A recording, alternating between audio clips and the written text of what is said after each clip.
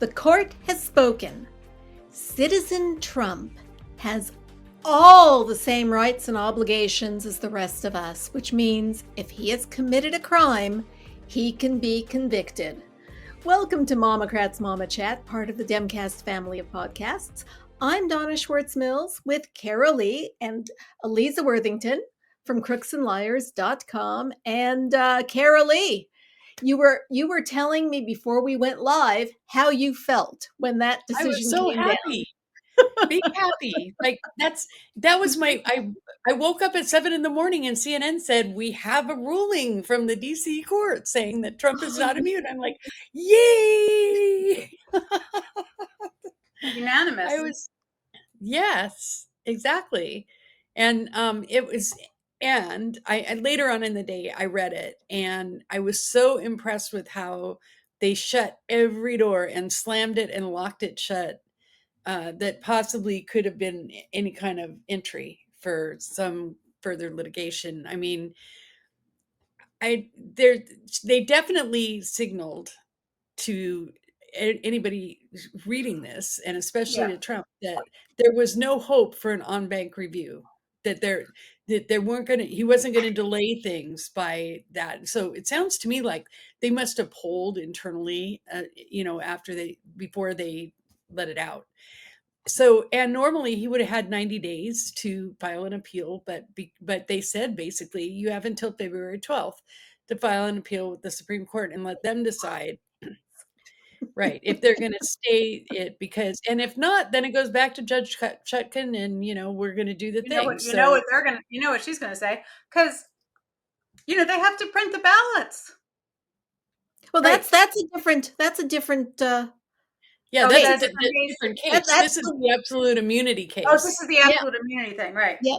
Right. It is hard to keep track of all of Trump's. Because there's that too. So what are they here? Let's just keep talking about this one. Let's talk about the immunity. Yes. Okay, so basically on the absolute immunity, he doesn't have it. He's like everybody else. He has to be subject to the laws. And I mean, honestly, you think about it and it seems like this is a slam dunk. Like, why are we even questioning this? Nobody should be able to commit crimes while they're in office and then not be accountable for them when they're not in office anymore. Right.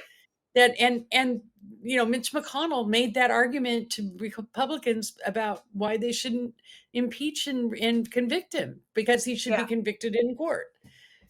So but the thing that's the beauty of this ruling is just how thorough they were. And I'm done being mad at him for taking so long, because they were so thorough in what they said and did. So he basically has till Monday to file an appeal with the Supreme Court. They've already said they're going to, but honestly, and this is where I differ with MSNBC, who kind of, their legal commentators, I know they have to be,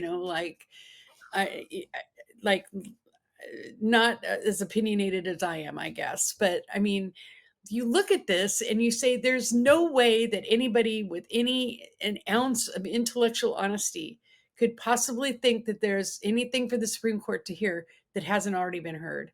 And you see, that's the problem. Intellectual honesty when you've got this Supreme Court. Yeah. I get that. And I get that Alito and Thomas would, and maybe Kavanaugh would be that way, but I don't think Gorsuch and Amy Coney Barrett would be. I just don't see. That's the thing. They have to get like this certiorari done. And you need so it takes four justices. Right. Well, it takes 4 justices to say we'll hear the appeal, but it takes 5 to get the writ, the certiorari, and that comes first. Right. Yeah. So I don't see it. I don't see it happening. And like I said, the DC Circuit Court locked this up tight and put the key in a safe drawer. I mean, there's just no way that there's anything there to for them for Trump to even contest. And the best part of this ruling, by the way, was that they went back and did what, all the originalists want. They went back to the Federalist Papers. They went back farther than that. They came up through, everything is originalist oriented. So it's not just, oh, this is our opinion. This is the way was attended, because this is what the drafters. So anyway, it was worth the wait, and he doesn't have immunity, and he's not going to get immunity, because even the Supreme Court has to know, they have to be smart enough to know that if he had absolute immunity, the first thing he'd do is gut the Supreme Court. Yeah. And take all their power away. Yeah. Right? Yeah. And you would think. And they like their power. They like their power. Yeah. I mean, I guess. So I don't know. I just don't think that's going to happen. I don't think they're going to hear the case. And that means that Judge Chutkan can hear this thing in May, if it goes back to her. So May or June. So that'll be before he's actually the candidate, and it's still the primaries.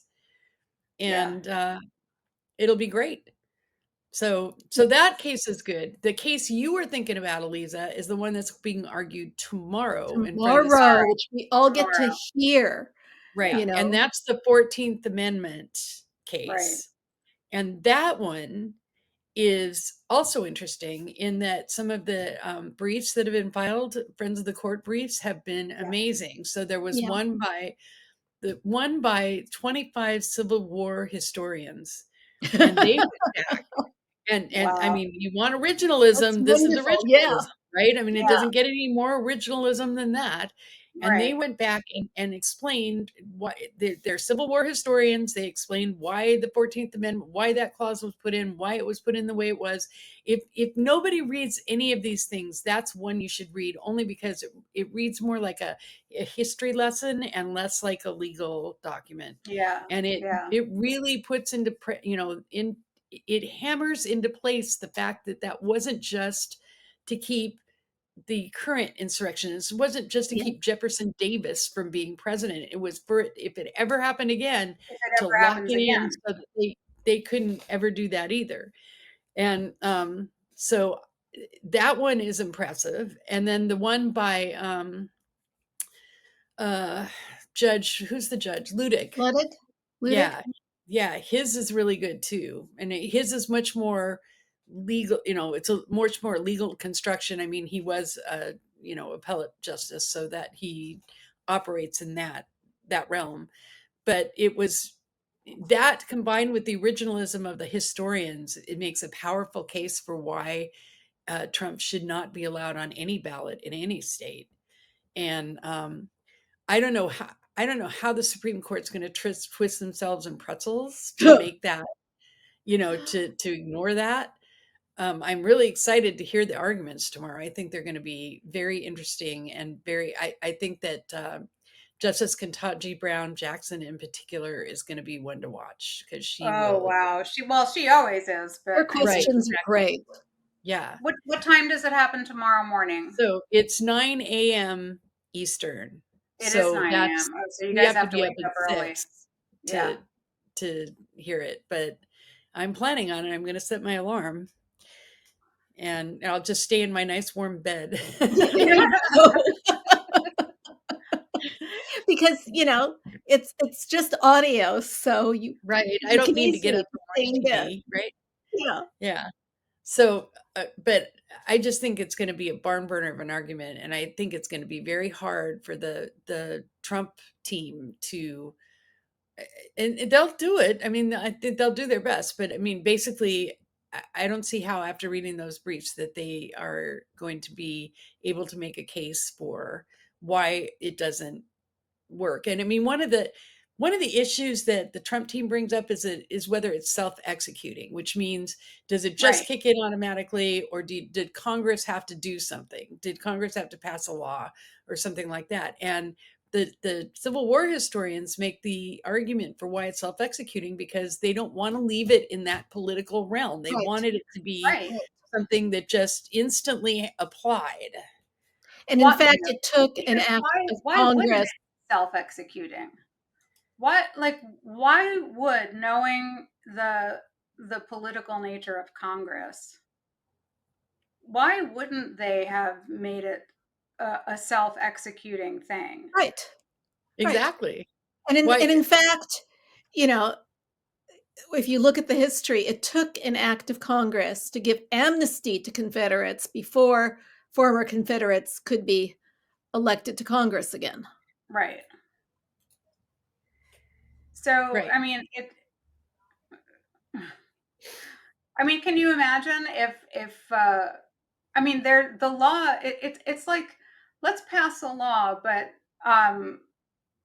in order to enact the law, we have to go back to Congress to make sure we can enact the law. Right. Yeah, is basically what it's is basic. That's what, is this self-executing? Does this happen? It doesn't make sense. Right. To even ask if it's self-executing. Did he commit insurrection? Did he as an officer of the government? If the question that that should not, the thing that should not be in question is he an officer of the government? Yet that is one of their arguments. And that's what they're arguing, is that he wasn't. How could he not be an officer of the government? Right. The DC Court of Appeals called him an officer of the government over and over again in their ruling yesterday. So just to put a cherry on it. Hello, he's the top officer of the government. I mean, there's only commander in chief of the army and of the armed forces. How is and again, as the appeals court that are elected nationally. Why? You just did that. That was because weird. You did the peace sign in your iPhone. Yeah, that didn't work when I did it. You at an iPhone? Do you have an iPhone, Donna? I have a Mac and an iPhone. Are you looking at your iPhone right now? No, I am not. Okay, that's why. If Karoli is using her iPhone, that's why it's an iPhone. That's weird. But anyway, going back to what I was going to say, there's only two offices that are elected by the nation, and those are president and vice president. That's it. Yeah. Everything else is done by the states, and the senators approve the cabinet. So they're officers. Hi. It's they're It's the dumbest grasping at straws. If you're not an officer, what are you? A dictator. That's what he wants. He's the dictator. Well, yes, he wants absolute power. He, remember how he used to always talk about my generals, my government, he thought that he owned the country as president. Right. And he thinks he still owns the country as president. Not that he never did. He hasn't learned. No. He's not going to learn either. I mean, this is who he is. But it's interesting that you bring that up, because that was one in the Civil War historian's brief. They talked about the fact that, the people didn't want a king. And, that they had all the safeguards in the Constitution so there would not be a king. And so, yes, the president is an officer, and he's subject to, impeachment or whatever else. So, it's going to be, I just am looking forward to the arguments on that, and looking forward to the analysis actually on it too afterwards. But that one, all I can say is that I hope that the Supreme Court just says they declined to hear the other case. They declined to hear the immunity case, and just say that one's done, because it is honestly the most absurd thing to think that you could just do anything and not have, and not back to his lawyer arguing that he can have a political opponent assassinated. Right. Well, he said he couldn't have a political opponent assassinated if he was impeached and convicted by the Senate. Then he could be prosecuted for it. But the problem with that is, all he'd have to do is assassinate enough members of the Senate, right? and his political opponent, and then he wouldn't ever be convicted anyway, so he could do whatever he wanted. I mean, they're Exactly. right. The whole argument is just dumb. It's even for a layman like me who is not a lawyer, you look at the argument as it's laid out and it makes no sense whatsoever.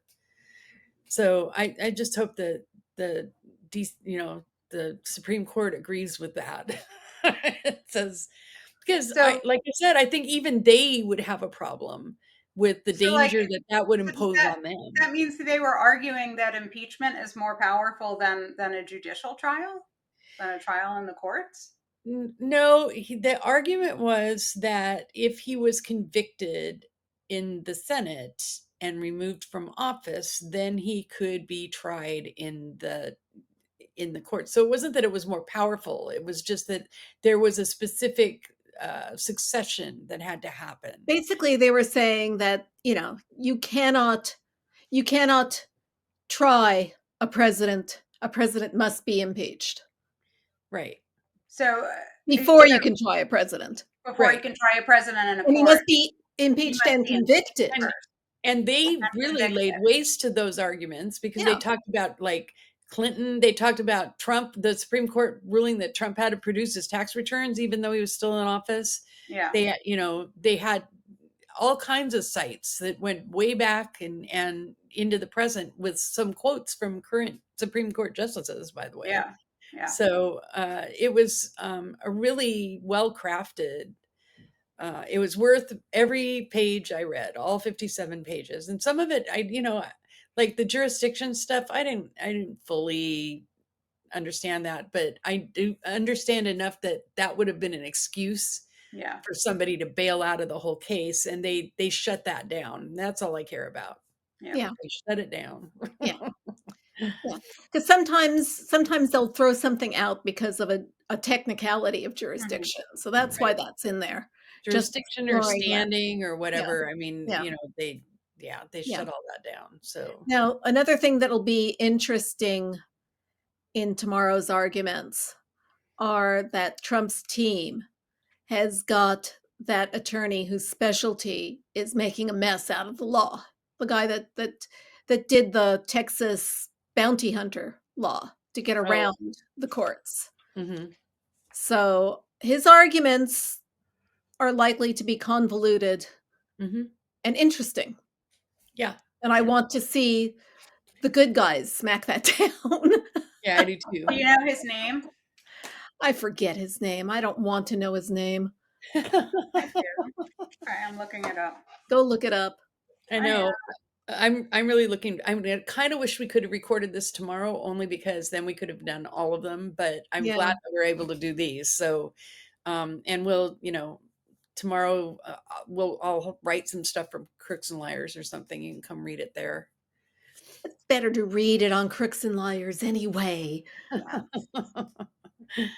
So, but yeah, no, it's going to be fascinating. We are actually running a live stream on Crooks and Liars tomorrow. Of the audio?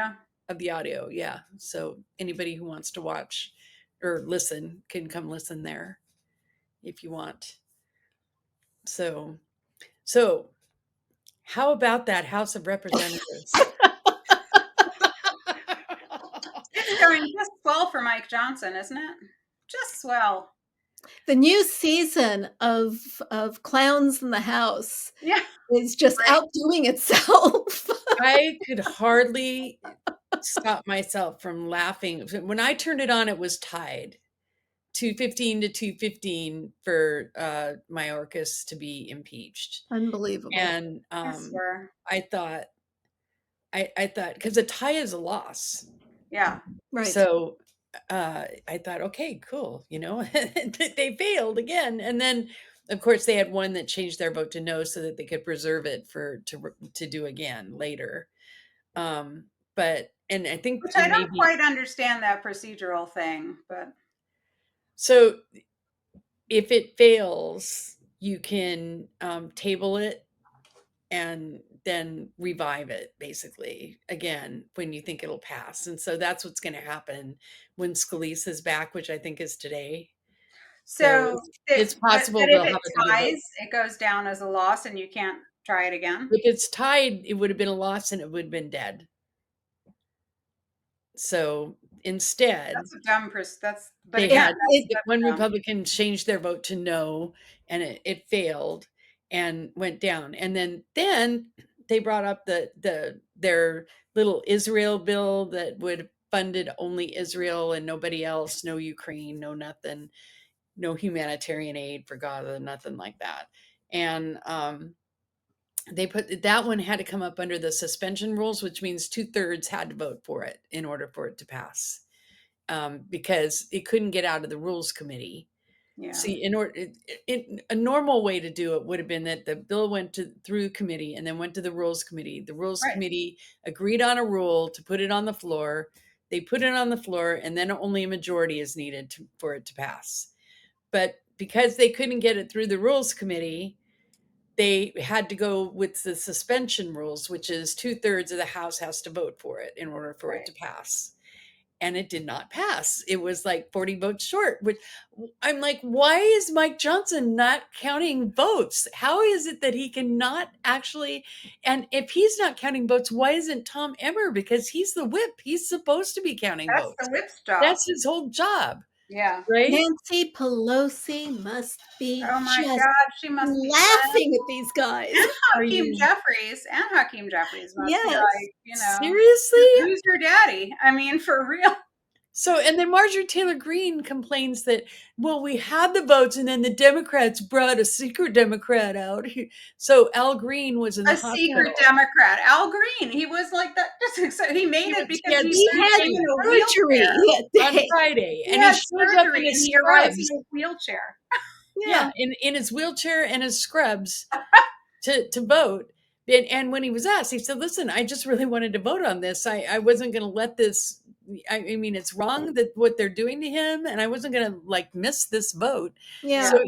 So he's rolling in his wheelchair, and she's bitching about how they just pulled this Democrat out of nowhere. We had the votes, and then it's like, oh my God, it's just like. Well, can we talk? Well, you know what? She was complaining about the fact that Democrats are doing their job and showing up. Is what she was really complaining about, not pulling a Democrat out of nowhere. It's not like they pulled him out of a fucking hat, you know?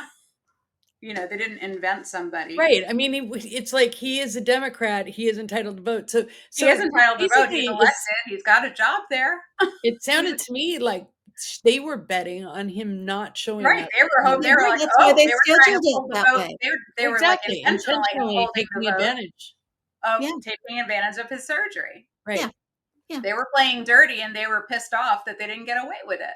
Exactly. Which is, hello, the Republican MO in general. Exactly.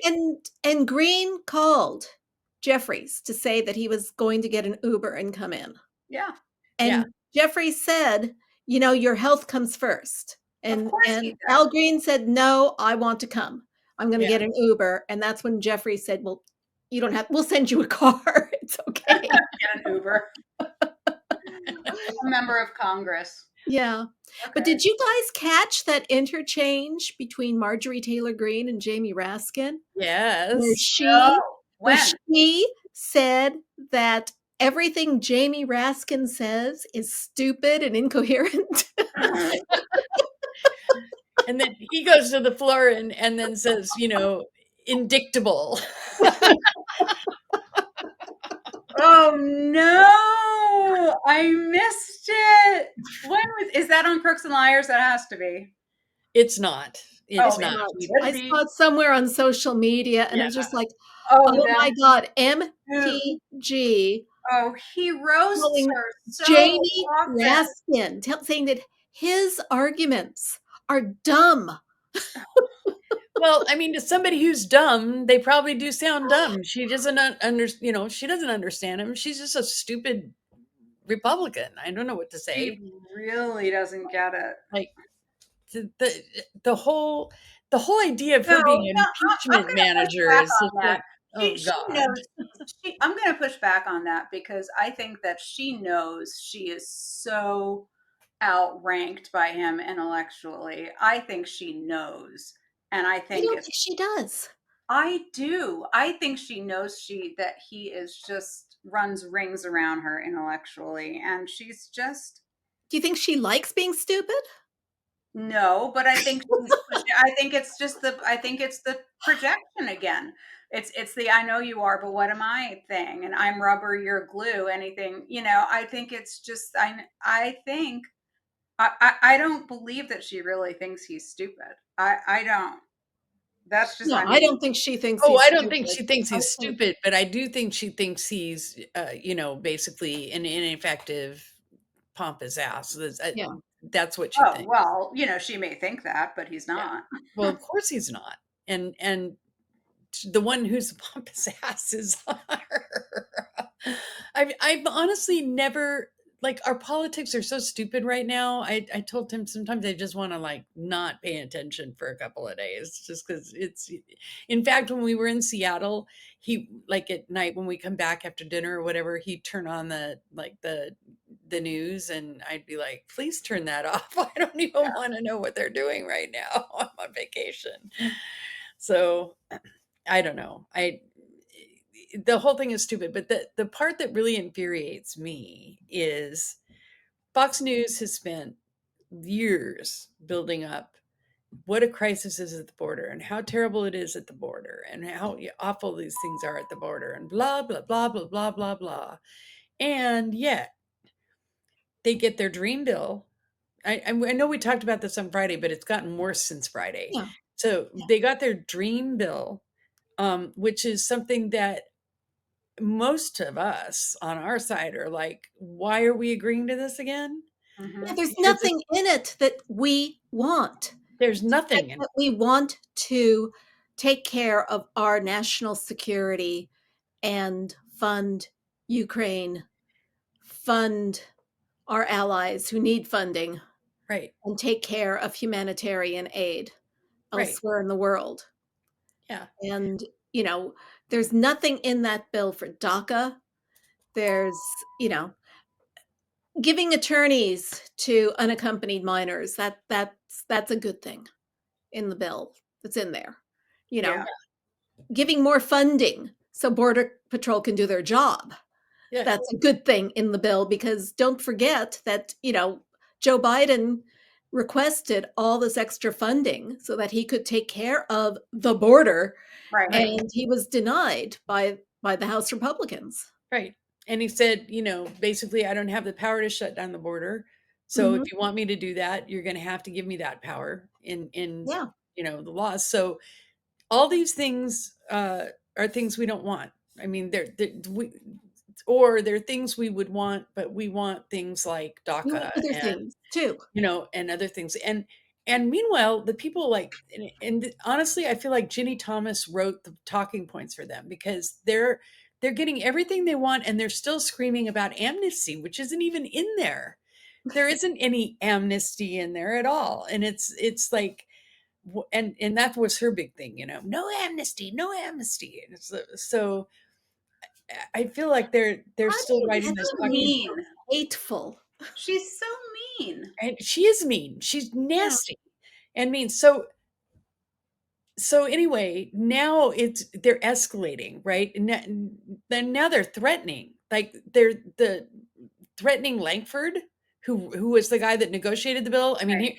here you have the Republicans. They go in, they negotiate the bill.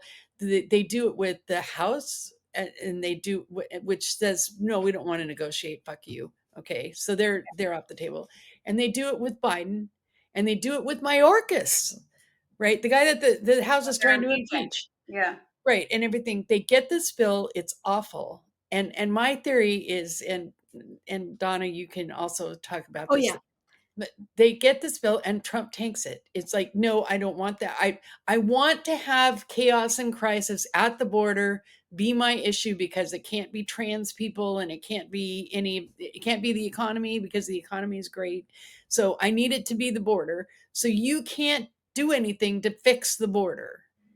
And at this point, they're saying that. They're saying, let the people They decide. said it. Yeah, they're coming right out and saying it. Yeah. Yeah. Yeah. And So to And me, it's it's like tanked a in the total. Senate, too. It's dead in the Senate. It's The like a Senate total GOP Stark Brandon move. oh Yeah. You yeah. know, we're going to give you guys everything you want, and then you're To going me, to say say no. no. Right. They can't take yes for an answer. Yeah. And Mitch McConnell, who said one day, yeah, he thought it was a good deal, the next day says, no, don't vote for that thing. And I mean, what, talk about a Spineless. fine, absolutely. They're all spineless. I mean, Yeah. I honestly, I don't get it. If it were reversed, we would be, I mean, we would be ripping at the leader of our party if they were behaving that way. We would tear that down and find a new leader right away. Someone You know? like that would not be the leader of our party. Exactly. Exactly. And so so now we have this so-called border crisis. And here's something that I thought was interesting. I don't know if you guys watched 60 Minutes last Sunday night, but they had a thing at the border. They had a whole segment on it. And there was like this hole at the border. Like there's a wall and then there was wire, but the wire had been bent back or cut back or whatever. And it wasn't Mexicans coming through on the other side. It was Chinese people, like middle-class Chinese people that had their cell phones. They were recording themselves like coming over the border and everything to get work because they couldn't get work in China because China's in the middle of a big recession. Oh my God. And so we're not even talking about like people from Guatemala or the number of people I saw. Is China sending their best? That's what I want to know. I don't know. I mean, they interviewed one person that said they both worked in a factory and it was super hard to get factory work. So they were hoping that they would be able to get some here. Okay. And everything. Well, so I hope they do well. Yeah. I mean, it's fine with me. I don't. I would rather welcome immigrant labor than open the doors for 14-year-olds to work in dangerous jobs. Yes, I would rather a 14-year-old stay in school. Thank you very much. Yeah. But in Iowa, they can drop out so they can go work on corporate farms. Yeah. And work full days. In other states are passing child labor laws that let them work 8-hour days on school days. It's crazy. Right. They're not just trying to turn the clock back 50 years. They're trying to turn it back 125. Yeah. To, meat packing plants where, there was no standards and, Upton Sinclair, all that. Yeah. It's crazy. It's absolutely crazy what's happening. But I was really surprised to see, and I'm thinking to myself, what crisis are we talking about here at the border if we have these people that are coming through this hole, which hasn't been fixed? Nobody's mending this hole, right? They're coming through. Who cares whether it's China or Mexico or Guatemala or wherever it is? They're coming through, they're seeking work, they're doing what they're supposed to do and go turn themselves into the border patrol and ask for asylum, right? Which is and then they either get it or they don't, but it's like this system is fucked up. And it needs to be fixed, and it needs to be fixed in a more humane way, even in that Senate bill. But at least they were trying to do something. They were trying to do something, and they just can't let Biden have a win. Right.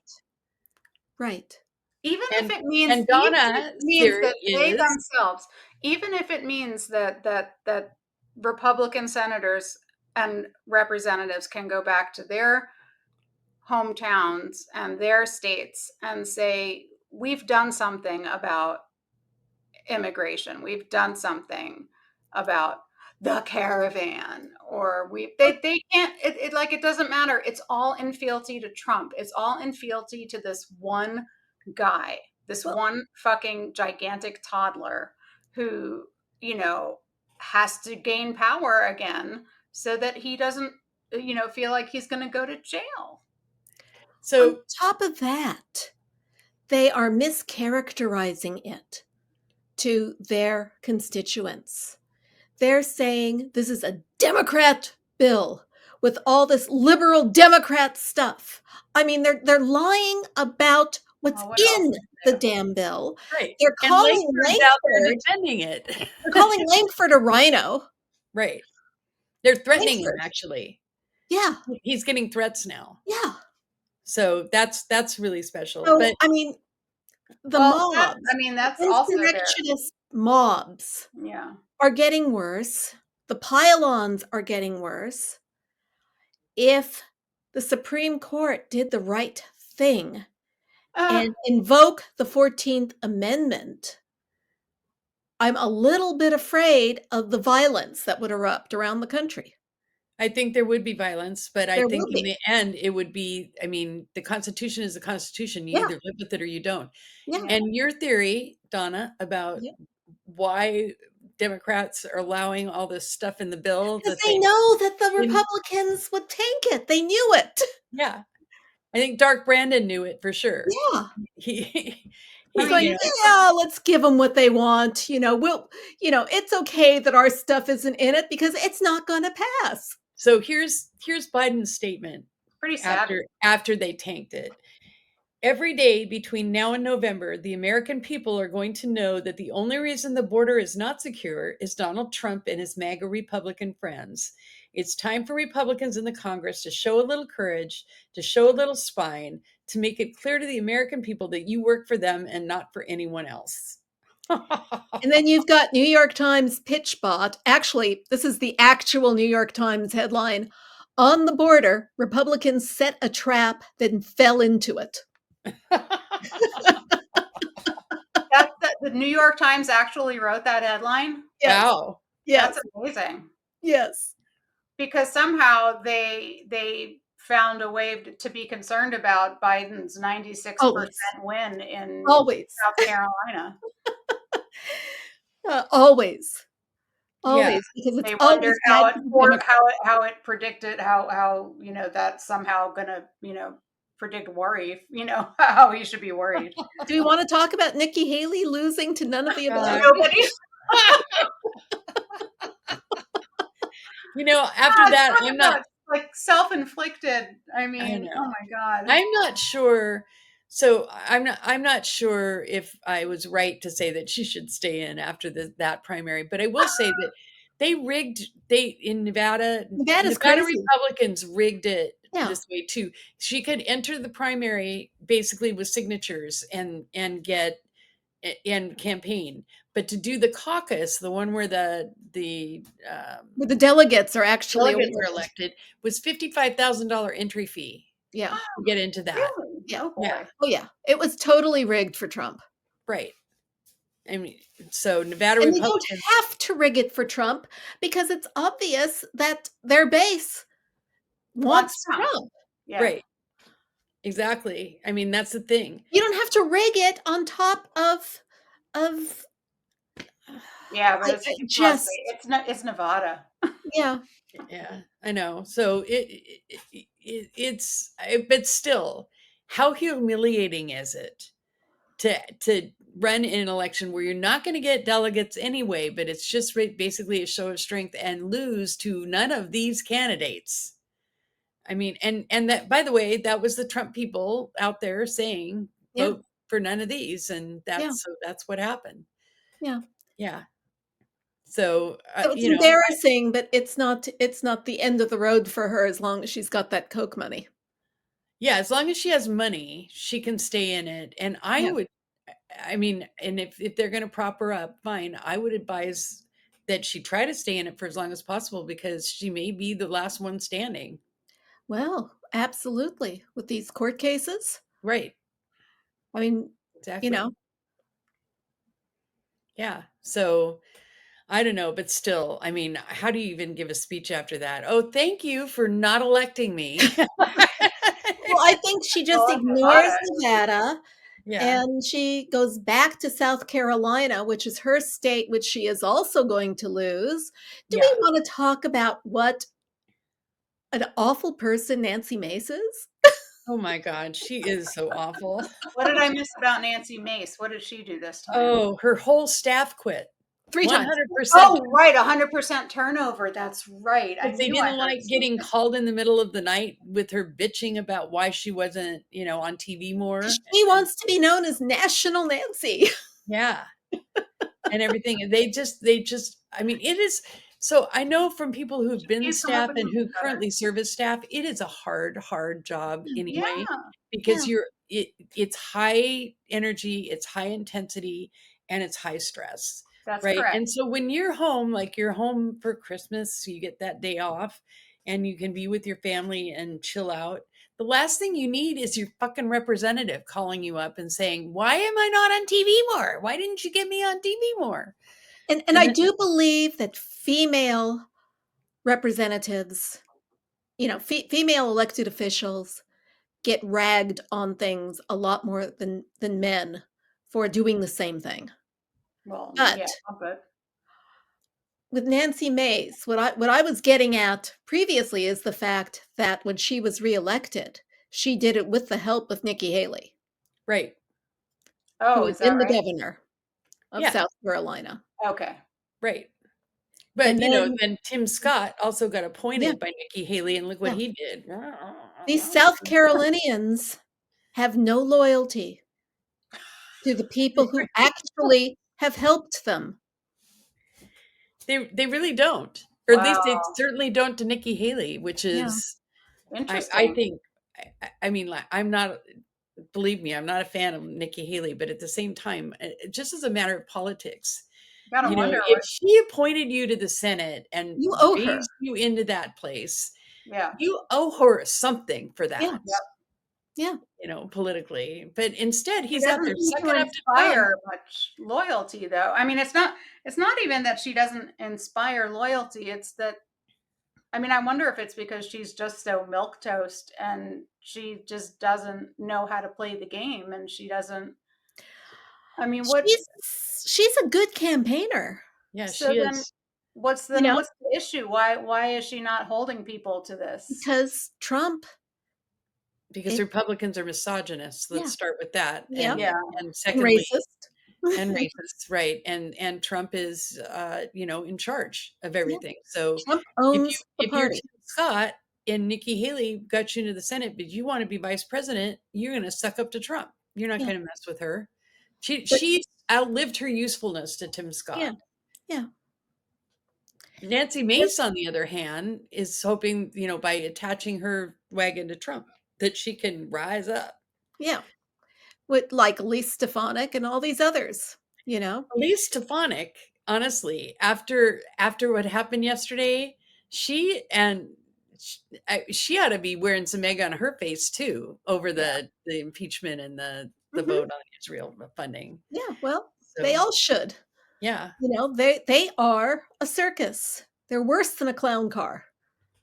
They're the entire circus. Speaking of Stefanik, geographically speaking, apparently there's some interesting stuff happening in the race for George Santos's seat.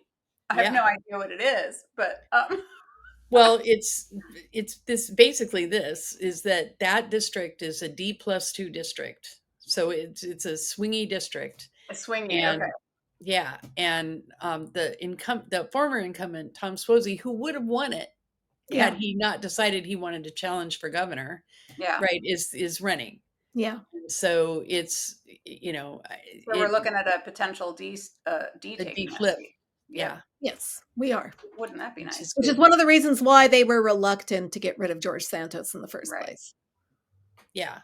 But and yesterday, just to dig that in, during the vote when it was tied up 215 to 215, somebody said something about George Santos. I don't know, but he tweeted. I think it was Matt Gaetz. Oh, it was Matt Gaetz. Yeah. Okay. And so Santos tweeted, "Miss me yet?" Yeah, really. Well, and Matt Gaetz has been said, all of a sudden is in love with Kevin McCarthy. Well, I think that was tongue in cheek. That was weird. I don't think it was. Putting McCarthy up to replace. Well, we haven't talked about Ronna McDaniel. Talk about people who sucked up to Trump. Right. Ronna Romney McDaniel. Ronna Romney McDaniel is out as RNC chair. Mm-hmm. And so the tweet to which I am referring is Matt Gaetz appearing to throw all his support behind Kevin McCarthy to replace her. Kevin McCarthy is an excellent fundraiser. Yes.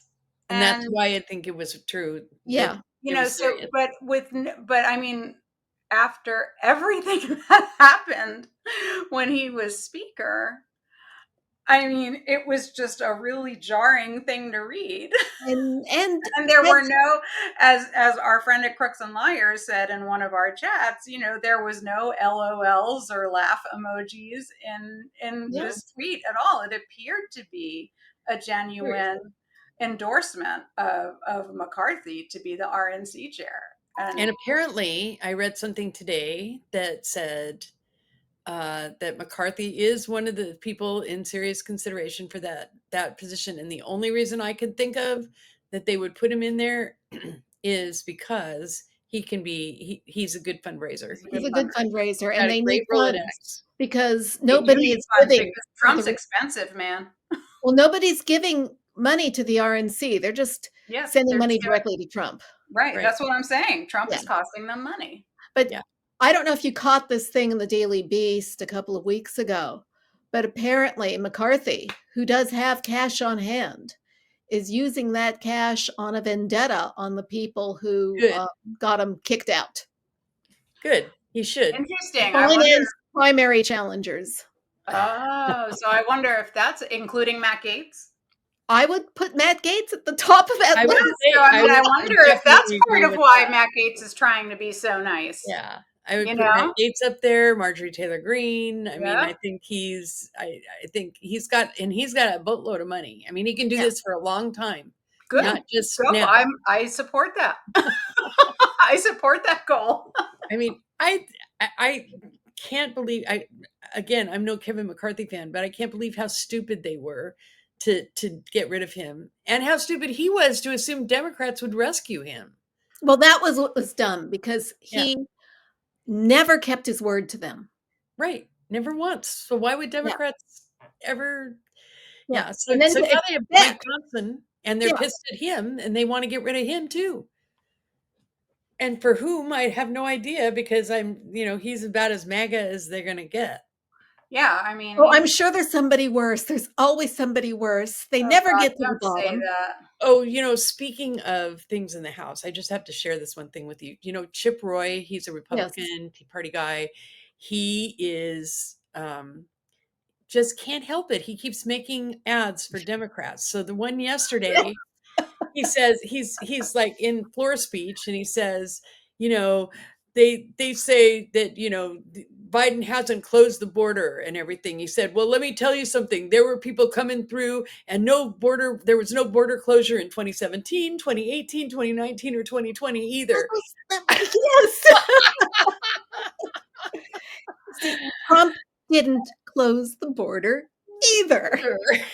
Because the president can't do that by executive order. Right. Yeah. Let me look at my calendar. Let me see. Yeah. So stupid. I mean, okay, we'll take it. I laughed my butt off. Like that's an ad for the Democrats too.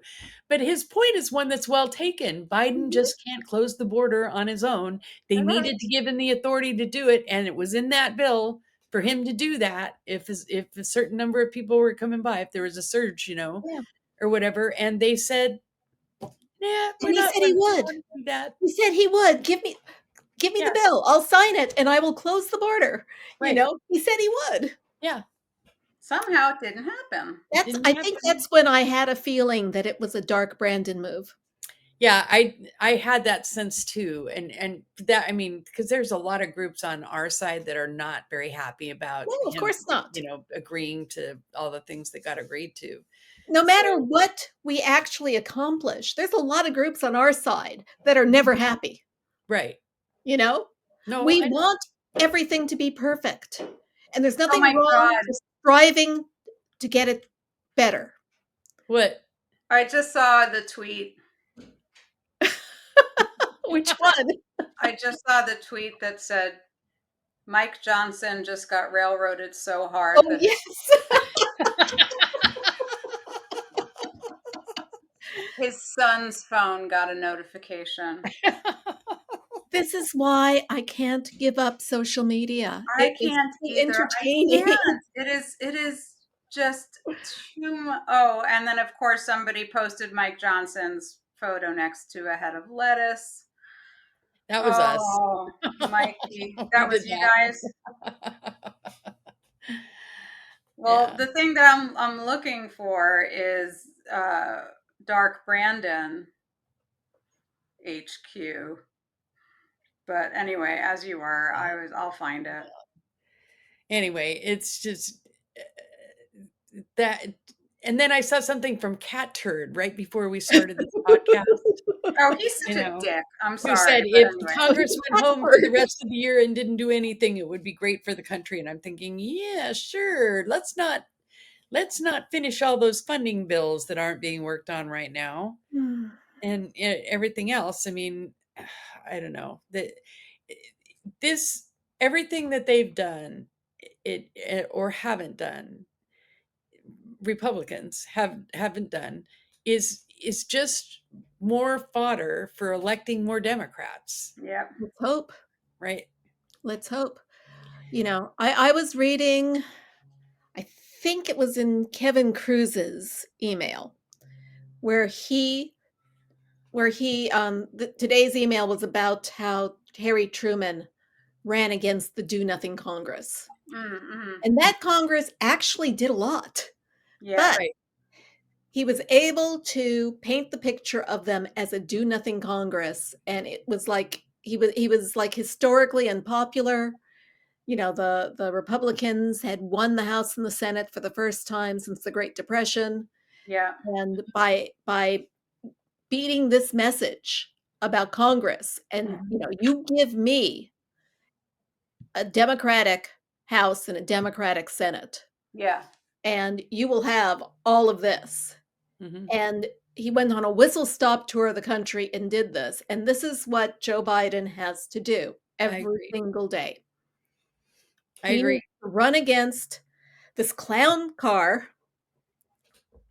of a Senate and a House. Because, you know, everybody who is upset that he hasn't fulfilled all his promises. All you have to do is point at the Republicans. And here, like the thing that I was looking for, I found was a Trump quote that says, "If the bipartisan border bill fails, please blame me." Yes. You know, and you know, okay, we'll blame you. You are the reason. He is the reason. He's the reason, but he's also a symptom. Yeah. You know, there's so much dysfunction. You know, we now have Tucker Carlson in Moscow interviewing Putin, just getting the propaganda directly from the horse's mouth. His dream. Yeah. He can just stay there as far as I'm concerned. He can start working. You know, fortunately, nobody will be able to look at it unless they go to X. And I don't plan. I mean, I think it's so funny that Chitter is now like they're trying to make it a video platform. The video sucks on that. Baloney. It always has. Yeah. I mean, it's a little itty bitty video like you'd watch on your BlackBerry 10, 15 years ago, you know? Yeah. Bad. It's just bad. Oh my God, really? So and anyway, then the other good news that happened yesterday was that Jennifer Crumbley was convicted. Yes. For all four. Yes. For allowing her son to have access to that gun and that ammunition, not doing what she needed to do. You know, she was told that her son needed help. She did not get him that help. Nope. And she didn't lock up her guns. And I mean, she encouraged him. She was at the shooting range with him and stuff. Yeah. I mean, it was craven what she did. And then hiding him. That was the part. I mean, the dad has a trial yet coming up. But it was hiding him that really drove me crazy. It's like this guy just killed 4 of his classmates with a gun that you bought him and let him have access to, even though you knew that he wasn't stable enough for that. And then you take him and hide him like, oh, my baby, I can't let them arrest you. I just, you know, as a mom myself, I can't even imagine such a thing. No. I honestly, I didn't know. She was like in denial. She just refused to believe it. People told her, but she just wouldn't believe it because not my baby. My baby is perfect. It's just Right. that's what it's not like she, I mean, which is even worse. It's just like, oh, it's so disgusting. And then of course Kyle Rittenhouse was trending because, everybody's Well, like, now of course. do Kyle Rittenhouse's mother, who drove him fucking across state lines with the guns he used to kill Black Yeah. Lives Matter activists. Yeah. Yeah. I mean, for real. But it is good news because it's a new direction. It's a precedent. Yes. And parents need to fucking, Be responsible. if they Yeah. keep guns in their house, to fucking lock them up and stop glorifying, Yeah. Yep. the Agreed. use of them. And Yep. I mean, it's so gross. It is. Ugh. So I have a book plug.